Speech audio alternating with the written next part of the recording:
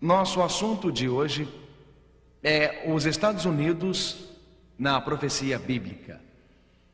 Cada nação olha para suas raízes com um certo senso de orgulho. Quando a democracia surge, estes países ou nações, estes países democráticos, olham para o passado, para o crescimento destas democracias. Cada sociedade democrática tem uma história a contar, um certo senso de destino, o senso de liberdade que está cravado no coração de cada homem e mulher em nossa sociedade. Então, não é diferente nos Estados Unidos.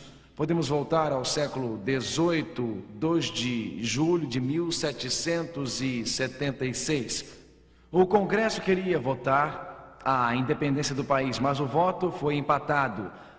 Mas será que estes grupos de colônias deveriam ser independentes? Queriam votar sua independência da mãe Inglaterra, mas os votos estavam empatados. Era 2 de julho e debateram o dia todo. A delegação de Delaware tinha 3 votos. 2 representantes estavam presentes. Um votou pela independência e o outro votou contra. O terceiro homem estava em casa, em sua fazenda. Ficara preso lá por causa de uma tempestade muito forte, por causa dos trovões. Mas os rumores se espalharam de que o Congresso estava empatado e seu voto poderia decidir o futuro. Assim ele cavalgou a noite toda embaixo de chuva e por estradas enlameadas. Finalmente chegou ao Congresso para dar o seu voto decisivo. Diz a lenda que havia um garotinho olhando pelo buraco da fechadura, assistindo àquela reunião. Seu avô havia pedido que ele fizesse isso. O avô tocava o sino e estava com uma enorme corda na mão, embaixo do sino, pronto para tocá-lo caso o documento fosse assinado. Se a declaração de independência saísse, a declaração da independência em 1776, ao olhar pela porta, o garoto viu as canetas assinando a declaração. Ele ouviu o passo, seu avô estava muito pessimista, ele andava de um lado para o outro, murmurando: eles nunca vão assinar, nunca vão assinar. Nunca vão assinar. Mas finalmente o garoto viu que estavam assinando e correu ao avô e disse: pode tocar, vovô, deixe soar a liberdade. Há realmente algo que bate no coração humano desejando liberdade, desejando ser livre. Seja um escravo desejando ser livre do laço de seu patrão totalitário, seja o povo da Europa Oriental sob regimes totalitários, o eco do coração humano grita: deixem soar a liberdade.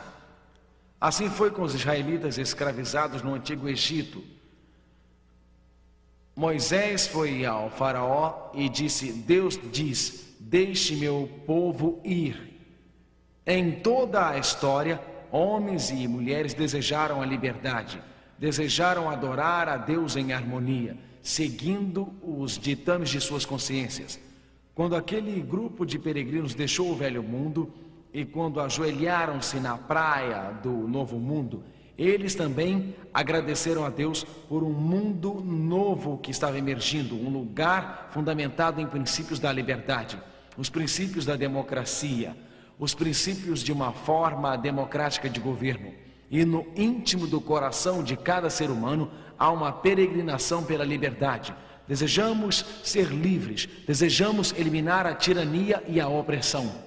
O maior movimento pela liberdade nos tempos atuais ocorreu na Europa Oriental, quando milhares de pessoas em grandes cidades da Europa Oriental acorreram à Praça Vermelha. Milhares marcharam clamando por liberdade. Eu lembro da noite em que o governo húngaro fez a transição de governo socialista para democracia livre. Eu estava em uma série evangelística bem no centro desta linda cidade de Budapeste, essa maravilhosa cidade, Buda de um lado e Peste de outro, do lado do Danúbio. E eu fiquei impressionado com os milhares que ocorreram às ruas e foram até o parlamento húngaro clamando por liberdade. Eles cortaram a cerca de arame em toda a fronteira austríaca. Milhares participaram do movimento pela liberdade. Quando se acende a centelha da liberdade, logo um fogo se alastra, a chama da democracia. Cria um fogo que arde pela liberdade e não pode ser apagado. Bem no fundo de cada coração humano há um desejo por liberdade. Dentro de cada coração humano há um peregrino. Há aquele senso dentro de nós pela liberdade. Quando olhamos para a história da Europa, por exemplo, na história da igreja medieval, quando a igreja e o Estado estavam unidos, quando homens e mulheres durante aqueles anos terríveis foram oprimidos, quando tiveram que fugir para as montanhas do norte da Itália e sul da França, ao olhar para aquela história de domínio da igreja e do Estado, mesmo naquele tempo, durante a Idade Média, como em todas as eras em que houve opressão, mesmo então, homens e mulheres ansiavam para que as correntes que os prendiam fossem abertas, libertando-os. Ansiavam ser livres. Queriam novamente poder adorar a Deus, segundo os ditames de suas consciências. Os Estados Unidos da América, como uma sociedade democrática, foi construído sobre os princípios da liberdade. Estes foram assegurados na Constituição americana, Constituição que tem, é claro, similares na maioria dos países do mundo, que assegura a liberdade. A primeira emenda da Constituição dos Estados Unidos diz que o Congresso não fará qualquer lei com respeito ao estabelecimento de religiões ou proibindo o livre exercício das religiões. Quando se trata de adoração, a Constituição norte-americana, como outras sociedades democráticas, permite que cada ser humano adore a Deus em harmonia com sua própria consciência. A Declaração de Independência assegura estas verdades.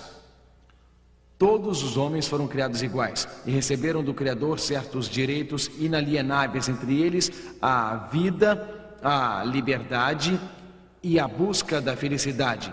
A liberdade é garantida na Declaração da Independência, liberdade política, liberdade religiosa, liberdade de adorar a Deus em harmonia com a própria consciência. Deus respeita a liberdade humana, mas estamos chegando a uma crise nos dias finais da história do mundo, em que uma das grandes questões será a questão da liberdade. Deus respeita a liberdade humana. Na verdade, quando você lê a Bíblia, percebe que Deus respeitou tanto a liberdade que, ao invés de forçar Lúcifer a adorá-lo, Deus deu a ele liberdade de escolha. Sabem, muitas vezes me perguntam, pastor, por que Deus não programou Lúcifer? Por que Deus não forçou Lúcifer a adorá-lo? Porque Deus dá valor à liberdade. A essência do que significa ser humano, a essência do que significa ser criado à imagem de Deus é ter a capacidade de escolher, adorar a Deus livremente. Deus dá tanto valor à liberdade que esteve disposto a dar a Lúcifer a capacidade de tomar a decisão errada. Adão e Eva, no jardim do Éden, não foram forçados a servir a Deus, não foram coagidos a servir a Deus, porque força e coerção são contrários ao governo de Deus. Deus dá valor à liberdade, Deus dá valor à escolha. No livro de Josué 24, verso 13, está escrito, leiam comigo por favor, escolhei hoje a quem servais.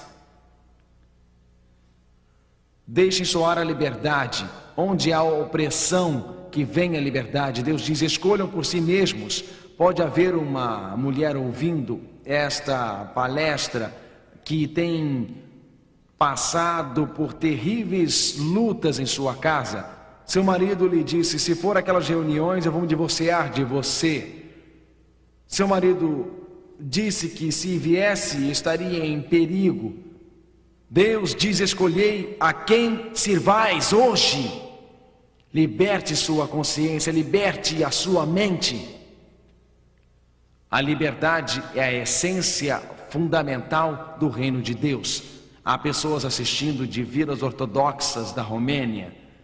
Ao virem as reuniões, são insultados, são perseguidos, eles são ameaçados e atormentados. Deixem soar o brado da liberdade. A consciência de homens e mulheres seja livre. Há lugares onde a igreja domina o governo de seu país, onde a igreja faz parte do governo, e o seu emprego está em risco se alguém se posicionar ao lado da verdade. Mas Deus diz: hoje escolhei a quem sirvais. Que venha a liberdade no coração de homens e mulheres em todos os lugares. Há um desejo de adorar a Deus em harmonia com sua própria consciência. Quando lemos o livro de Apocalipse, o clímax do Apocalipse, João olha para o céu e ouve o Cordeiro de Deus. Ele ouve Jesus Cristo fazendo um apelo. Leiam comigo, por favor, Apocalipse 22, verso 17. E o Espírito e a esposa dizem: vem, e quem tem sede, venha, e quem quiser, tome de graça da água da vida. Jesus diz: eu nunca vou coagir. O Cordeiro oferece a liberdade de escolha. O dragão força e coage. A única arma de Jesus é a cruz. Jesus nos convence por amor. Jesus nos ganha através do amor. Jesus nos dá a liberdade de escolha. Ele diz: venha e veja a coroa de espinhos em minha cabeça.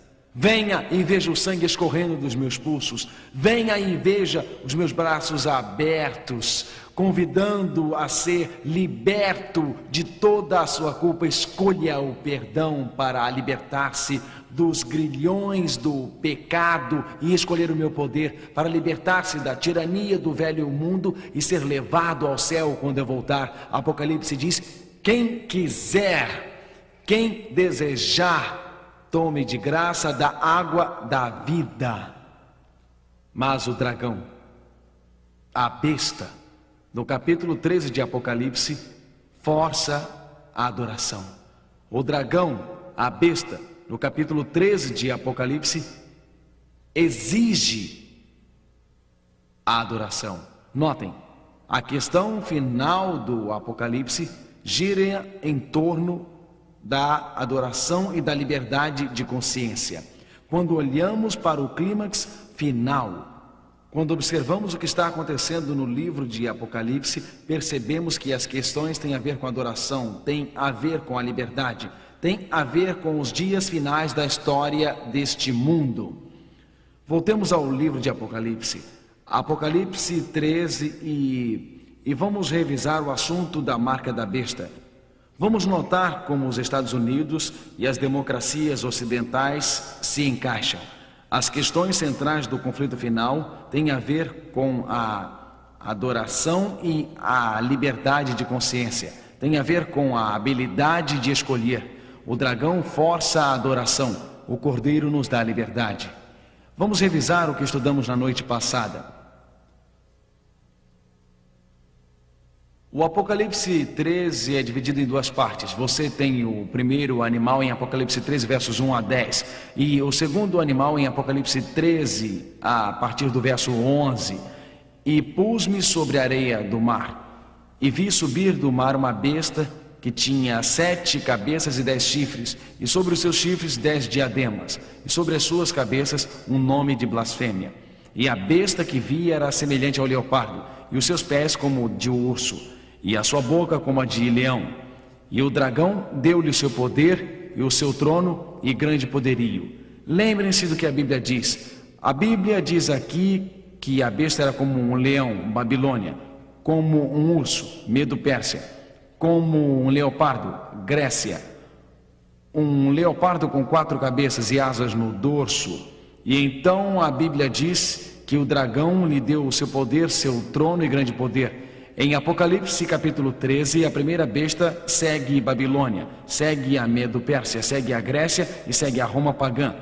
Estudamos sobre esta besta de Apocalipse 13 na noite passada. Notamos que havia 7 marcas que identificavam o poder da besta em Apocalipse 13. A besta receberia seu poder e o trono de seu governo da Roma pagã. Amigos, a Roma pagã fez isto quando Constantino deu à Roma pagã sua autoridade. Depois a besta de Apocalipse 13, a palavra besta representa um rei ou reino. Daniel 7, versículo 17 diz que a besta é um rei ou um reino. Esta besta de Apocalipse 13, este poder, seria um sistema mundial de adoração. Todo mundo adoraria a besta do sistema religioso. Esta diria blasfêmias. A Bíblia diz que blasfêmia é quando qualquer homem declara a si mesmo como tendo direitos e privilégios acima de Deus, ou quando um ser humano proclama que tem o poder para perdoar pecados. Assim, a Igreja Romana recebeu seu trono e governo das mãos da Roma pagã. Era um sistema mundial de adoração. Declarava ter a autoridade de Deus na terra, os direitos e privilégios de Deus. Durante a Idade Média, foi um poder perseguidor. Reinou durante 1260 anos. Estudamos na noite passada que Justiniano, o imperador romano pagão, e seu general deram a Virgílio II, Papa de Roma, autoridade civil e religiosa nos anos 538 depois de Cristo. Notamos também que 1260 anos depois do ano 538, em 1798, o Papa foi levado cativo pelo general francês. Estamos apenas recapitulando, estudamos isto ontem à noite. A besta receberia uma ferida mortal em 1798.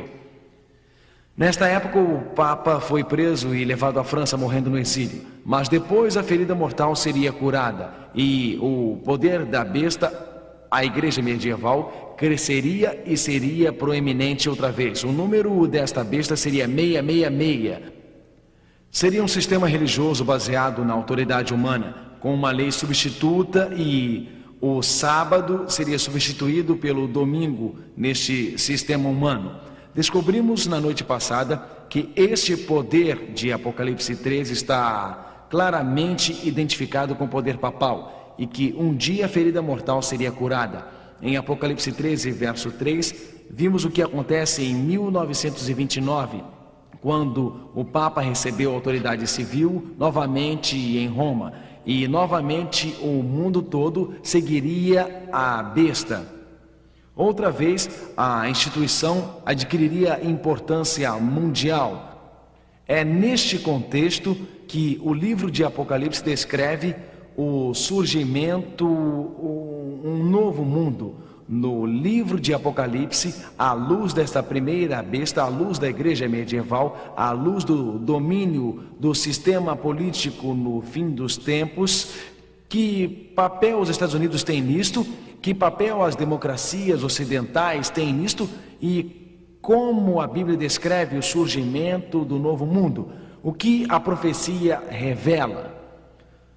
O livro de Apocalipse descreve os Estados Unidos na profecia bíblica e como os Estados Unidos se encaixam neste cenário do tempo do fim. Não seria um tanto estranho se a Bíblia não descrevesse os Estados Unidos na profecia e a democracia? Realmente, se a Bíblia descreveu Babilônia e os impérios seguintes, se a Bíblia descreveu a queda do Império Romano e a Bíblia descreve estas nações por causa da influência delas sobre o povo de Deus, não seria estranho se a Bíblia não descrevesse os Estados Unidos e outras democracias ocidentais, como os Estados Unidos e essas democracias se encaixam neste cenário do fim dos tempos e na marca da besta. João nos dá alguma pista no Apocalipse sobre a importância dos Estados Unidos. João descreve outro poder que reinaria. Apocalipse 13, verso 11, após descrever o primeiro poder, o papado e a união da igreja com o Estado na Europa medieval, a Bíblia diz: E vi subir da terra outra besta, e tinha 2 chifres semelhantes aos de um cordeiro, e falava como o dragão.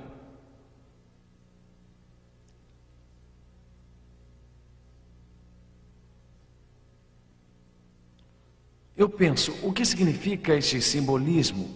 Quem é esta segunda besta? Que representam estas marcas que identificam a segunda besta? Uma coisa é certa, a Bíblia nos dá explicações muito claras sobre uma questão tão importante. Quando surgiram os Estados Unidos, quando este país começou a desenvolver a sua democracia. Aqui há informação para ajudar a entender esta besta. Uma coisa é certa, a segunda besta surgiria numa época específica. A primeira besta seria levada presa, está em Apocalipse 13, verso 10. E aquele que mata com espada deve ser morto com espada.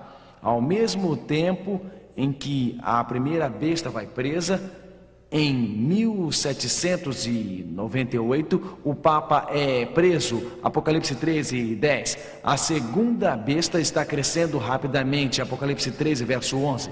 Então, seja lá quem for esta segunda besta, seja lá quem for este segundo poder, ele está se tornando importante, crescendo em autoridade perante todo o mundo, reconhecimento do mundo por volta do ano 1798. Foi nesta época que o primeiro poder foi levado cativo.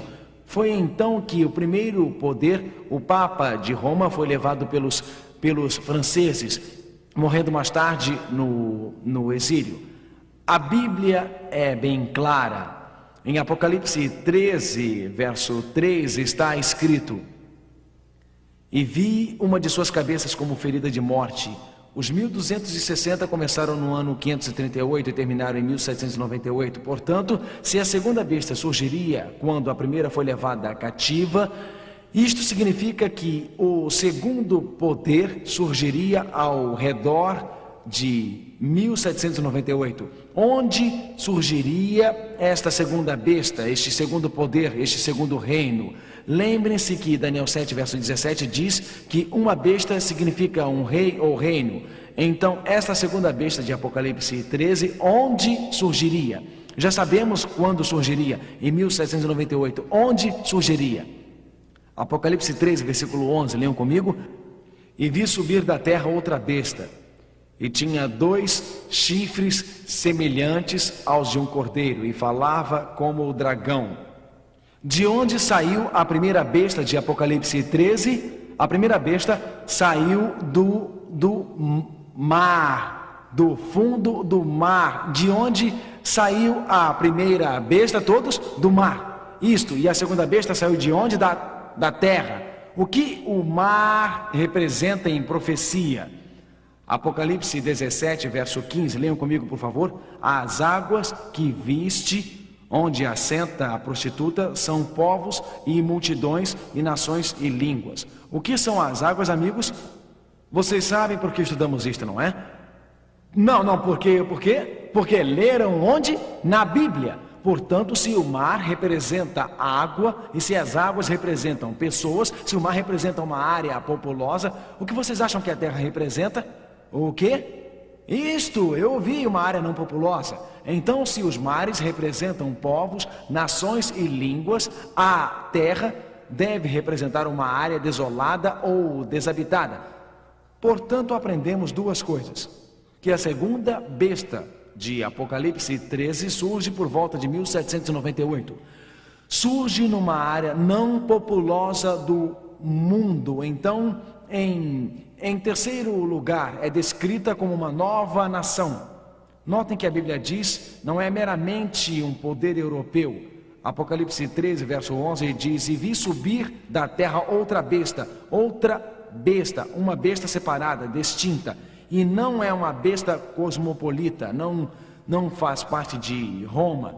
Vocês lembram-se de quando lemos sobre a imagem de Daniel no 2º capítulo, com a cabeça de ouro, o peito e braços de prata, os quadris de bronze e as pernas de ferro?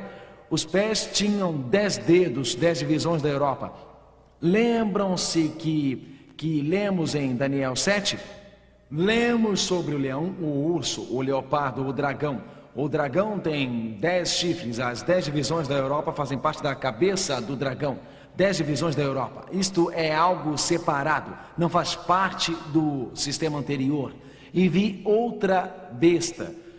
Vamos ler o que aprendemos até aqui. Vou parafrasear.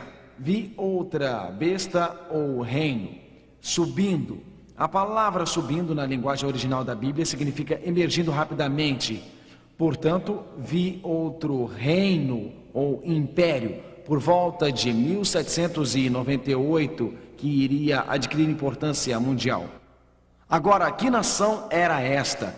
Num mundo que iria surgir numa área não populosa, cerca de 1798, como predisse a Bíblia. Que nação era esta? Os Estados Unidos da América. Diz que tinha 2 chifres como um cordeiro.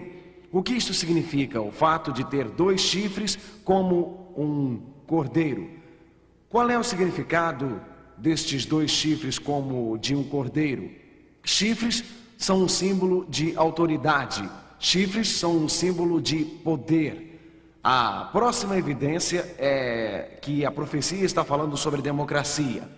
Por que uma democracia? Chifres são um símbolo de poder. Nesses chifres não há coroas. Lembram-se da primeira besta?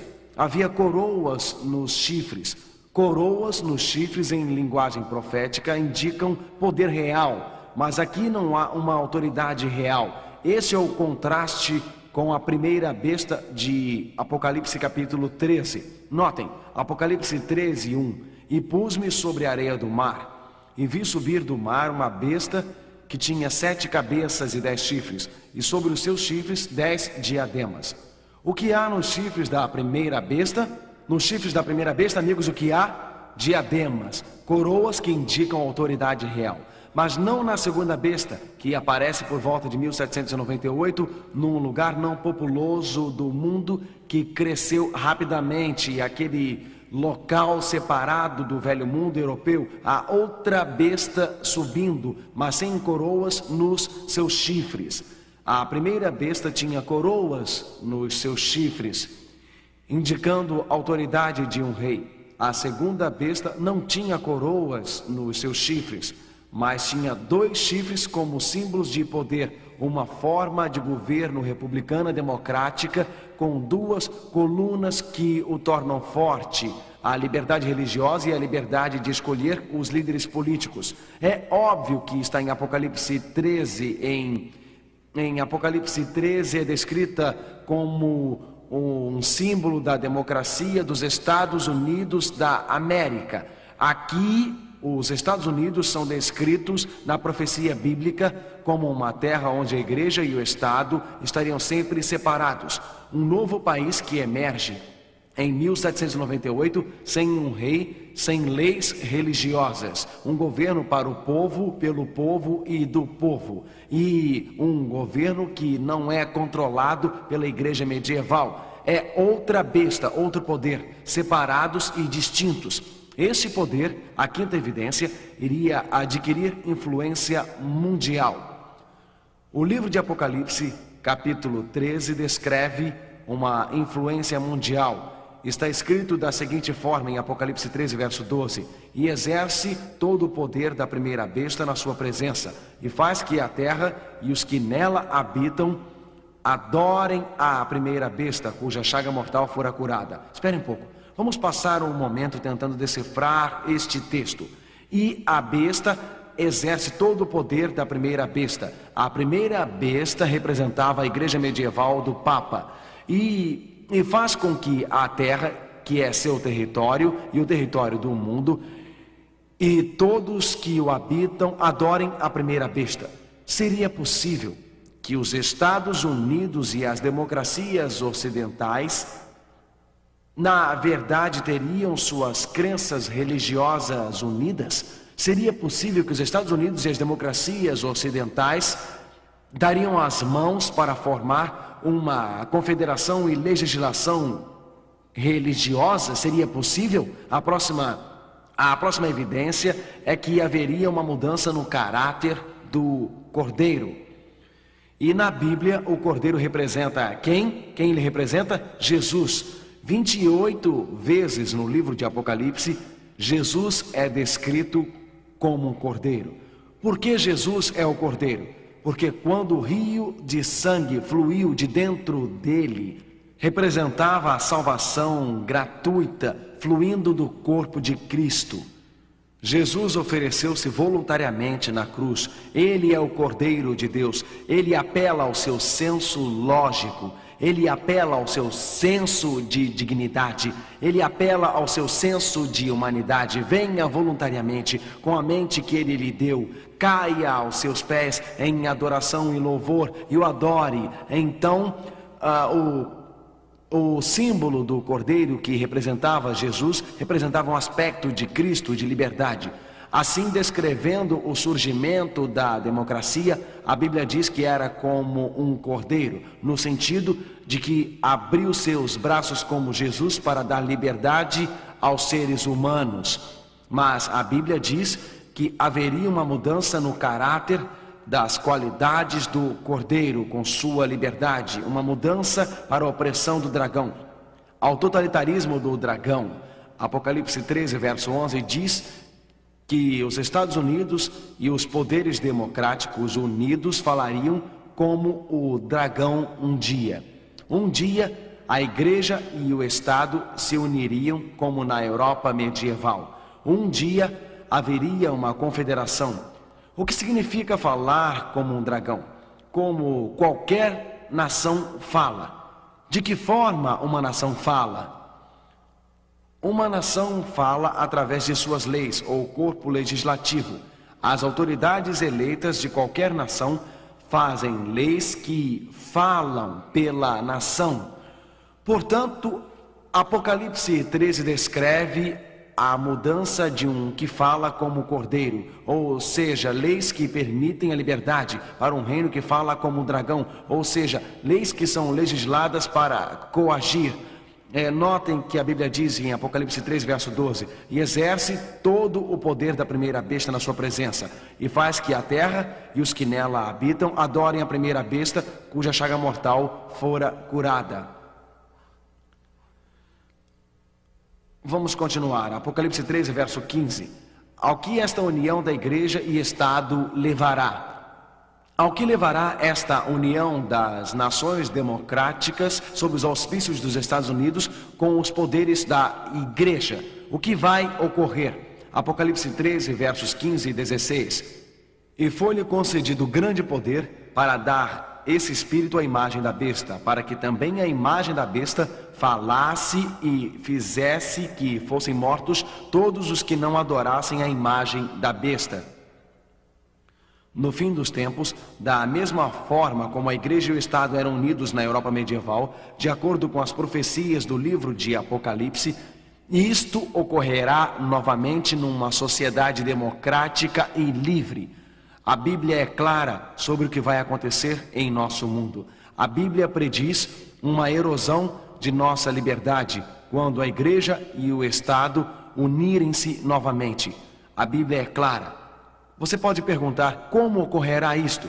O que realmente vai acontecer? Quais são os eventos que levarão a esta união da igreja e do Estado? E quando a igreja e o Estado unirem-se, vão tornar a marca da besta, o sinal ou símbolo do falso culto obrigatória. Como acontecerá isto? De que maneira acontecerá isso? Que eventos irão ocorrer? Há muitos livros sendo impressos que descrevem o cenário onde isto irá ocorrer. Apontam que nossa liberdade religiosa está sendo desafiada hoje. Você tem consciência de que nos Estados Unidos da América, neste momento, há um movimento para redefinir liberdade religiosa? Observe que o chefe do Supremo, William Rehnquist, escreveu recentemente num julgamento da Suprema Corte. Ele disse que o muro de separação entre a igreja e o Estado é uma metáfora baseada num exemplo histórico ruim. Isto foi dito por um juiz da Suprema Corte americana. Uma metáfora que se provou inútil para direcionar um julgamento. Deveria ser franca e explicitamente abandonada. Mesmo hoje, há aqueles que estão reavaliando a dura questão do muro de separação entre a igreja e o Estado. O documento de St. Louis, 29 de outubro de 1991, fez a seguinte interessante observação: à medida em que o século da Carta dos Direitos Humanos termina, a Suprema Corte está redefinindo o que significará liberdade religiosa no próximo século. De modo geral, a nova abordagem da Corte ajuda as religiões convencionais, enquanto prejudica as não convencionais. Notem o que diz esta declaração. Está dizendo que a Corte está movimentando-se nesta direção de redefinir o que é considerado uma boa religião. Se sua religião for considerada boa, você recebe um selo de aprovação. Alguns anos atrás, eu estava fazendo uma série evangelística sobre profecias em Moscou. Então, o parlamento russo votou restringir toda a liberdade religiosa dos cidadãos russos. Ou seja, votaram uma restrição a evangelistas de outros países que traziam bíblias e material impresso. Foi debatido no parlamento sob a direção de grandes famílias da igreja ortodoxa. Fui convidado a representar o cristianismo, fui entrevistado pelo New York Times, pela CNN e eu recebi um convite para participar de um debate. Eu não sou muito bom em debate e não queria ir, mas eu fui convidado em frente às câmeras a debater com o criador daquela lei. O nome dele era parlamentar Vilas Polusa. Ele foi junto para debater liberdade religiosa diante do povo russo. Ao insistir cuidadosamente, dizendo: Dr. Polusa, até Deus deu a Lúcifer a liberdade de fazer escolhas erradas. Até Deus deu liberdade a Adão e Eva no Jardim do Éden. Ele fez a seguinte observação que achei perspicaz. Posso ouvir os ecos desta declaração no documento de St. Louis. Este aqui era o principal argumento do Dr. Polossas. Ele disse: Senhor filho, o papel de uma democracia é defender os direitos da maioria e não os direitos da minoria. Se a maioria faz parte de uma determinada fé ou credo, qualquer mudança ou evangelismo desestabiliza a ordem social. Aqui está um argumento que declara que as democracias devem proteger os direitos da maioria, em vez de proteger os direitos de todos os seus cidadãos. Mas notem a sutileza desta declaração. De forma geral, a nova abordagem da Corte ajuda as religiões convencionais, enquanto prejudica as não convencionais. Não é incrível que o diabo trabalhe de forma a incitar elementos radicais que, sob o nome de religião, realizam atos terroristas? Isto para dar aos legisladores autoridade de condenar aqueles que são diferentes da maior parte da sociedade. Vou deixar bem claro: eu não tenho qualquer simpatia por pessoas que se rebelam contra a sociedade ou contra um determinado governo e usam o terrorismo para fazer oposição. A Bíblia é clara quando diz: obedeça às autoridades acima de você. Na verdade, o apóstolo Paulo, em Romanos capítulo 13, diz: toda a alma sujeite-se às potestades superiores, em situações em que os mandamentos de Deus não estão em questão, em questões em que nossa obediência a Deus não está em jogo. Deus nos convida a sermos leais cidadãos na sociedade. Você diz amém a isto? Portanto, eu não tenho simpatia por pessoas radicais, mas, senhoras e senhores, se para controlar elementos radicais, leis serão legisladas contra as minorias, isto levará ao totalitarismo do passado. Você concorda com isto? Realmente. Mas o que vai acabar levando a esta união entre igreja e Estado? O próprio Jesus dá uma dica. O livro de Apocalipse diz: também opera grandes sinais, está falando de Satanás, de maneira que até fogo do céu faz descer à terra diante dos homens. E ele vai enganar os que habitam na terra através daqueles milagres, os quais lhe foram dados poder para executar diante da besta. Que meios Satanás usará para alcançar seus objetivos? Que meios usará? Milagres, milagres. Numa era de secularismo, numa era de péssimos valores morais, numa era de crime e também violência, o diabo permitirá um falso reavivamento e falsos milagres acontecerem para reaquecer a fé em todas as igrejas, para ter uma igreja mundial, um tipo de governo mundial, onde igrejas estarão unidas nos pontos que têm em comum, sob os auspícios de um único líder religioso que os una. Notem o que o diabo fará. Apocalipse 16, verso 14, leia comigo.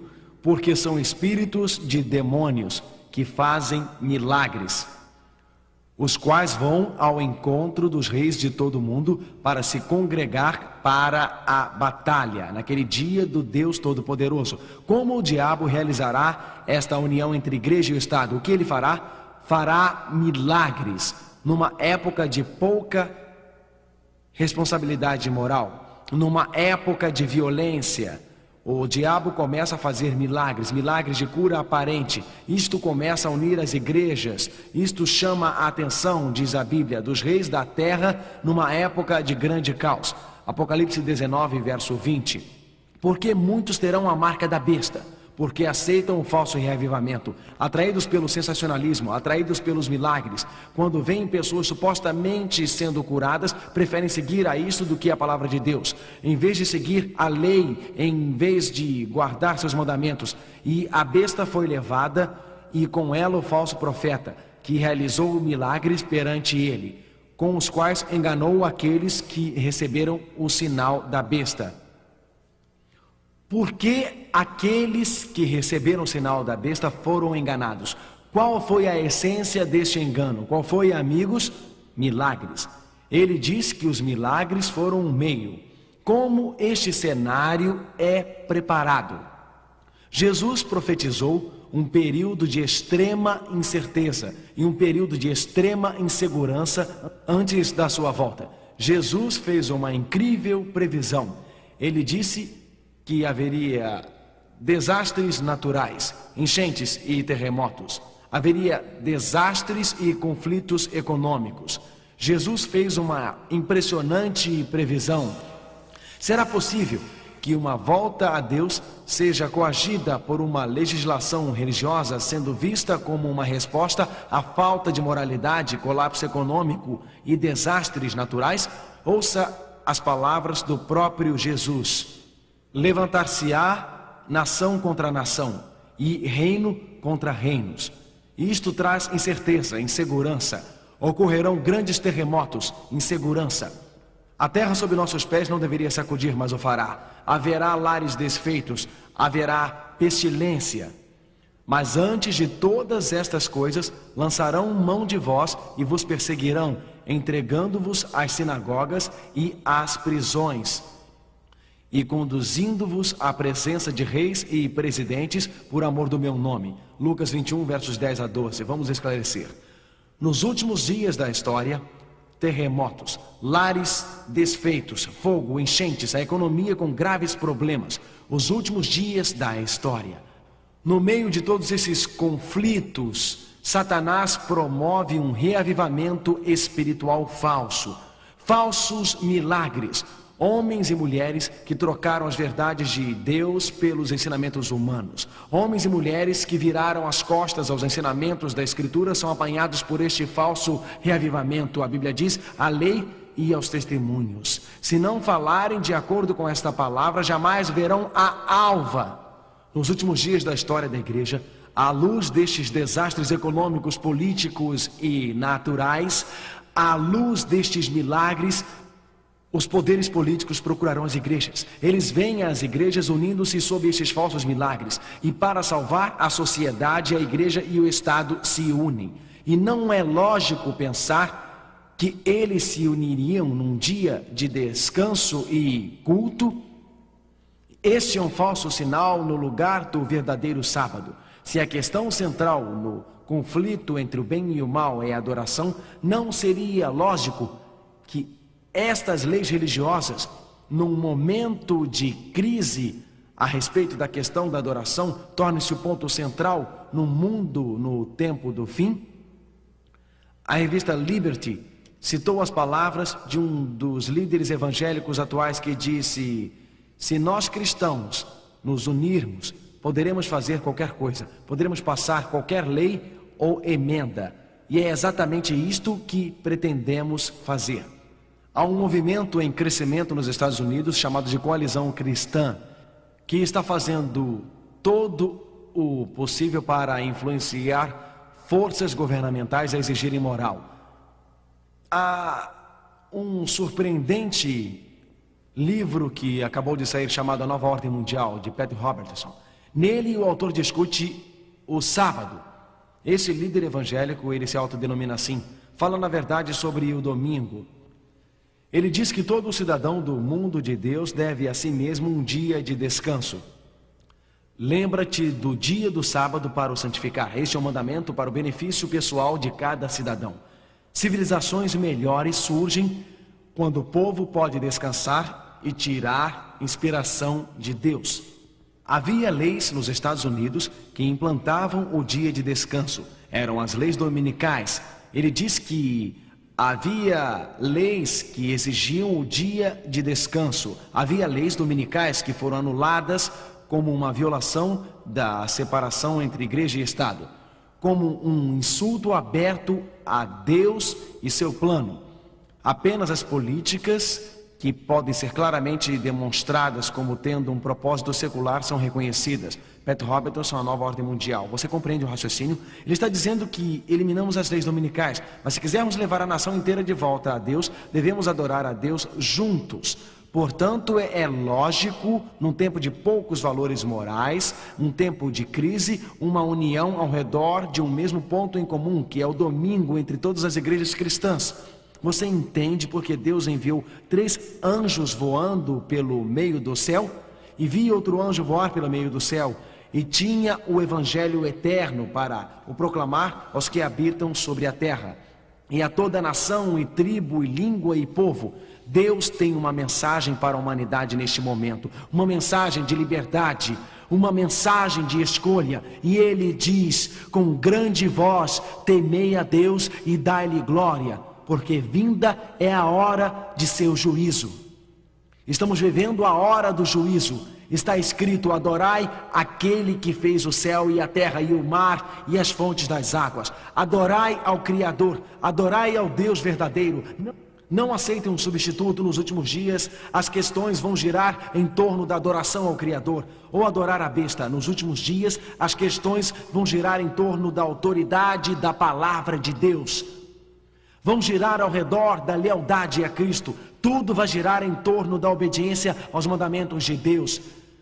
Apocalipse 14, verso 12 diz que quando o sábado for substituído pelo falso dia de descanso, quando a igreja e o Estado unirem-se, quando homens e mulheres leais à palavra de Deus forem oprimidos e perseguidos, Deus diz que ainda terá um povo. Ele os teve no primeiro século, quando foram queimados na estaca, fiéis a Deus. Ele os teve no terceiro, quarto e quinto séculos, quando eram jogados aos leões, fiéis a Deus. Ele os teve durante toda a Idade Média. Ele os teve durante toda a Idade Média, quando foram torturados, atormentados, perseguidos. Foram fiéis a Deus, e mesmo nos últimos dias, quando a igreja e o Estado unirem-se, eles também serão fiéis a Deus. Aqui está a paciência dos santos. Aqui estão os que guardam os mandamentos de Deus e a fé de Jesus. Apocalipse 14, verso 12. E você estará com eles, meu irmão e minha irmã? Você estará ao lado deles nos últimos dias da história da terra? Ou aceitará a união da igreja com o Estado? Você aceitará os falsos milagres ou ficará firme ao lado de Jesus? Firme em sua lei, firme em sua verdade? Nos dias de Daniel, uma imagem foi estabelecida. Em Daniel capítulo 2, Deus deu a Nabucodonosor um sonho a respeito da história do mundo. Babilônia, a cabeça de ouro. Medo-Pérsia, peito e braços de prata. Grécia, quadris de bronze. Roma, pernas de ferro. A pedra atinge a imagem, a verdadeira revelação da história. Nabucodonosor não gostou de saber que Babilônia seria seguida pelo Medo-Pérsia. Então Nabucodonosor criou uma imagem de ouro. A crise se aproxima, é semelhante aos dias de Daniel. Nabucodonosor estabeleceu uma imagem falsa. O rei babilônio Um poderoso líder mundial mandou fazer uma falsa imagem e compeliu o povo a um culto contrário à lei de Deus. Qual é a questão tratada em Daniel 3? Um falso líder religioso. Qual é a questão tratada em Daniel 3? Uma falsa imagem. Qual é a questão tratada em Daniel 3? Um falso culto. Qual é a questão no capítulo 3 de Daniel? Desobediência aos mandamentos de Deus. Qual é a questão em Apocalipse 13? Um falso líder une a igreja e o Estado. Há uma imagem falsa. Um culto falso é estabelecido. Sadraque, Mesaque e Abdenego foram ao rei. E o rei disse a eles: desta vez, quando ouvirem o som da trombeta, da flauta, da harpa, da lira e do saltério, na sinfonia com todos os tipos de música, vocês devem se prostrar e adorar a imagem de ouro que eu fiz. Ou seja, quando a banda tocar, ajoelhem-se e adorem a falsa imagem. Sadraque, Mesaque e Abdenego, eles foram fiéis a Deus. Ele disse: se vocês não ajoelharem-se, vão ser imediatamente jogados no meio de uma fornalha de fogo ardente. Daniel 3, verso 15. Uma fornalha de fogo ardente. Realmente, Jesus diz que nos últimos dias da história do mundo, o próprio Deus entrará no fogo com você. Sadraque, Mesaque e Abdenego entraram na fornalha. E ao entrarem em contato com as chamas, não foram consumidos. Eles não sofreram queimaduras, porque Cristo entrou com eles na fornalha. Quando a igreja unir-se ao Estado, quando leis opressivas forem promulgadas, quando o povo de Deus for realmente perseguido nos últimos dias, como Cristo o foi, ele entrou com Sadraque, Mesaque e Abdenego e entrará na fornalha com você, meu amigo. Nos problemas de sua vida ele está com você, no meio da dor ele está com você. Se hoje, senhora, seu marido tentar restringir sua liberdade e mesmo que lhe bata, Cristo está na fornalha com você. Se você perde um emprego por causa do sábado, Cristo está na fornalha com você. Toda vez que você está sozinho, toda vez que é perseguido, toda vez que sofrer dor, toda vez que experimentamos tristezas, toda vez que estivermos na fornalha e parece que as chamas vão nos consumir, que vão nos queimar, Cristo estará no meio das chamas e logo o poderoso Salvador voltará pelos céus. Logo o poderoso Redentor virá com o seu poder e grande glória para nos libertar. Hoje, enquanto inclinamos nossas cabeças, você gostaria de dizer ao Jesus: do fundo de meu coração, desejo apenas uma coisa. Do fundo do meu coração, desejo que o Deus vivo me envolva nos dias de crise, bem dentro de minha alma. Não vejo como posso ficar firme nos dias que estão por vir. Não vejo como posso ficar firme nos últimos momentos desta terra. Nos últimos instantes desta terra, sou muito fraco, sou muito frágil. Quando a união entre a igreja e Estado chegar, os poderes contra nós serão muito grandes. Meu amigo, hoje, você não precisa temer a crise que se aproxima. O mesmo Jesus que entrou na fornalha com Sadraque, Mesaque e Abdenego, estará com você na fornalha. Há algo mais forte que o poder da união entre a igreja e o Estado: Jesus Cristo. E há algo mais forte que todos os demônios do inferno: Jesus Cristo. Há algo mais forte que qualquer poder opressivo que tente tomar a nossa liberdade. E é o poder de Jesus Cristo. Nas horas finais da terra, Cristo estende a mão para você. E um grito no meio da noite. Eu sei que há pessoas que estão realmente lutando. Você sabe que Deus o trouxe a essas reuniões. Você sabe que Deus o está levando a tomar uma decisão. Mas você está preocupado com seus parentes. Está preocupado com seu marido. Está preocupado com sua esposa. Você está preocupado com a igreja da qual faz parte. Está preocupado com o que as pessoas de sua vila ou vizinhança vão pensar. Você não consegue ver como é possível você seguir e obedecer a Cristo por causa das pressões de outras pessoas ao seu redor. Meu amigo, vou falar gentilmente com você hoje. Como você poderá ficar firme quando se der a união da igreja e do Estado e quando uma lei religiosa for promulgada? Hoje, se você estiver lutando, vamos inclinar nossas cabeças. Se esta é a decisão que você sabe que tem que tomar, se é uma decisão que você quer tomar, mas você está lutando muito e precisa poder adicional de Deus para permanecer firme, seu marido não pode tomar esta decisão por você, sua esposa não pode tomar decisão por você, seus pais não podem tomar esta decisão por você, seus vizinhos não podem tomá-la. Mas hoje, se você mesmo disser: Senhor, eu estou lutando, preciso de teu poder, ao levantar suas mãos, Jesus não o desapontará. Ao abrir seu coração hoje, você receberá este poder. Você sairá daqui um homem diferente, uma mulher diferente. A certeza de Deus estará em seu coração e você poderá tomar esta decisão. Se você está lutando e precisa da força de Deus para tomar uma decisão, levante a sua mão enquanto oramos. Se você sabe que é uma decisão que deveria tomar, mas precisa do poder de Deus, precisa da força divina, levante a sua mão. Oh, meu Pai, Tu vês estas mãos. Tu conheces cada coração, conheces as batalhas que enfrentamos, conheces as fornalhas ardentes pelas quais passamos. Obrigado porque ao entrarmos nas fornalhas da vida estás conosco.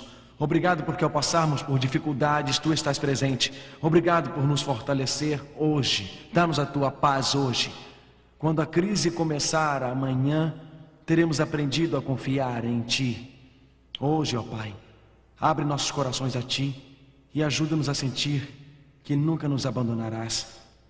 Ajuda-nos, Pai, a perceber que Teus braços estão ao nosso redor, que durante a crise estás conosco. Em nome de Jesus. Amém.